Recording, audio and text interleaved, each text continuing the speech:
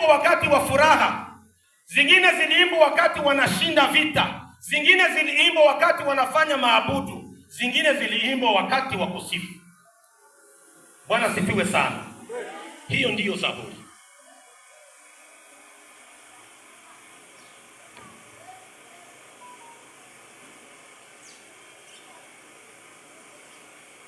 Hilo neno tuliachie kwanza hapo. Hii ambayo tumesoma Zaburi ya 127 hanogo tuwasoma. Automatikema kama nasoma ni Zaburi ya Sulemani. Ino yigana na 129 Sulemani yekayandike no Zaburi yekanayimba. Bwana sifiwe sana. Usipoteze sije yetu yatatakuwa kuwa na unyumba mzuri. Namna gani tunaweza jenga unyumba mzuri?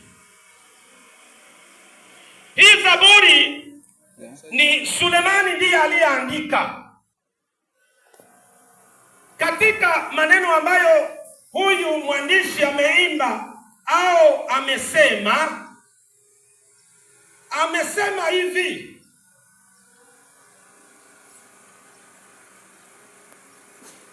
Bwana asipojenga nyumba, lyangaba atalina hano yayubasira nyumba, bane bamugiyubaka bamuba bayiluhiza ubusha. Mungu atukejerere bali.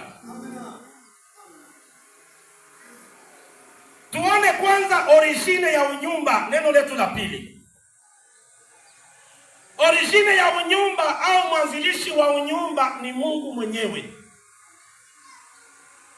Mungu ndiye mwanzilishi wa unyumba.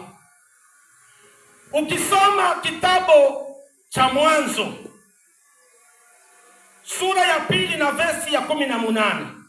Ukisoma Mwanzo sura 12 sura ya pili, sura ya kwanza samahani, na versi ya 27. Ukifika nyumbani kama uko na Biblia unaweza soma hapo. Biblia inaniambia hivi: Mungu alipoumba vitu vyote akamaliza. Si mnakumbuka ya kwamba Adamu ndio Mungu aliumba kwa mwisho. Mungu akamleta Adamu hapo na vitu vyote, wanyama na vitu vyote vilikuwa pale. Adamu akavipanga majina.